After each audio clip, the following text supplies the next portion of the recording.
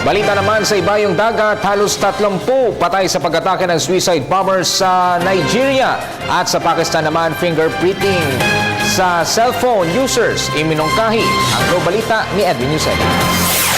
Pinuntiryan ng mga suicide bombers ang dalawang bus na puno ng mga pasahero sa northern Nigeria.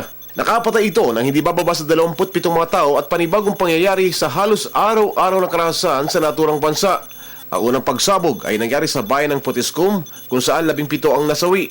Ayon sa mga testigo, marami pa ang mga lubhang nasugatan nang sumabog ang lalaki na nagpilit pang sumiksik sa minibus bago ito tutulak patungo sa bayan ng Kano.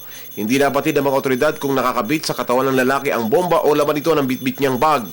Ilang sandali kasunod dito ay 2 lalaki rin ang nagpasabog ng kanilang sarili sa mismong bayan ng Kano. Wala pang umaako sa karahasan, subalit itong ikalawang pag-atake sa linggong kasalukuyan. Hinala ng mga otoridad, kagagawa nito ng Boko Haram rebels.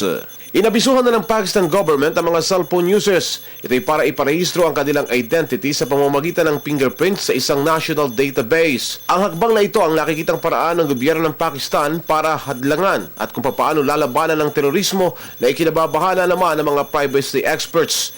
Binigyang palugit sa loob lamang ng linggong ito ang lahat ng mga cellphone users sa Pakistan. Ito'y para i-match ang kanilang SIM card sa kanilang fingerprints na iipunin naman sa database ng Pakistan government. Sa hindi naman makapagpaparehistro sa taktang palugit, otomatikong puputuli na ang linya ng mga SIM o subscriber identity module ng mga ito. Ginawa ng Pakistan ang naturang hakbang upang masawatan na ang bombings na gumagamit ng cellphone bilang triggering device. Para sa Telebisyon ng Bayan, Edwin Eusebio.